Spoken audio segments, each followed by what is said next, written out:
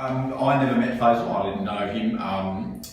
His death was obviously, a significant news story. He died on Christmas Island in detention. It was a significant news story at the time, but it really felt to me as though, the old saying, sort of dogs bark with the caravan rolls on. Sort of the media moved on to whatever the next day the story was, but it sort of resonated with me. Well, how did this man end up here? What were the circumstances that led to this?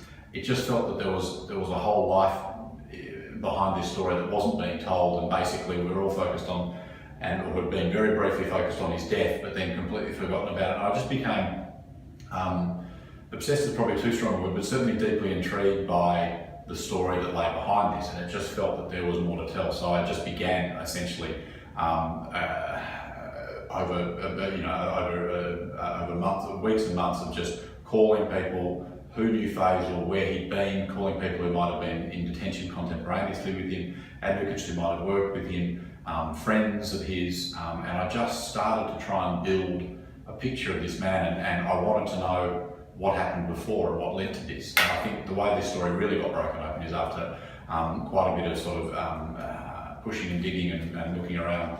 I was lucky enough to get, and I won't sort of talk exactly how, but get Faisal's file from the Department of Immigration, a 700-page file, which basically had his entire life story contained within 700 pages. So obviously there's a lot of reading and a lot of researching, a lot of cross-checking involved in that. And through that and through a series of interviews with people who'd known him in detention, outside of detention, in Iran, I was able to build, I suppose, the story of Faisal Chegani, in particular focusing on Kafkaesque is a kind of phrase that's used a little too often, but it really was this kind of this situation that he couldn't get out of. He was trapped in detention and was going to be there essentially for the rest of his life. And this was a bureaucracy that either couldn't or didn't care and was basically crushing this man. And that's the story that emerged.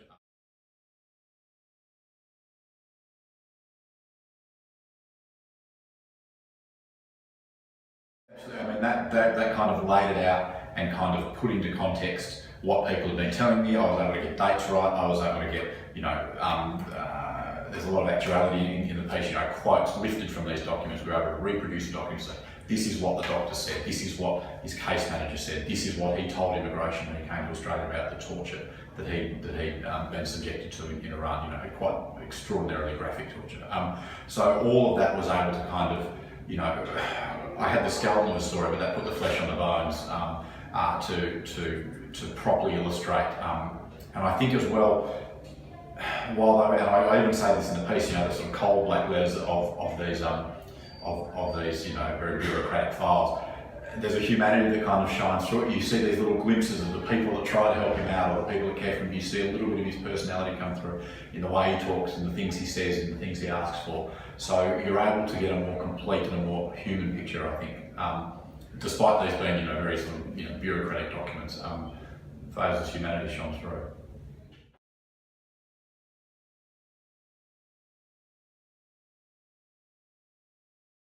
Really, really difficult actually. I mean, we are talking draft after draft after draft.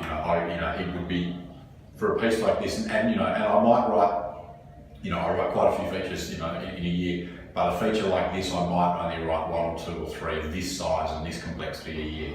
Possibly one or two.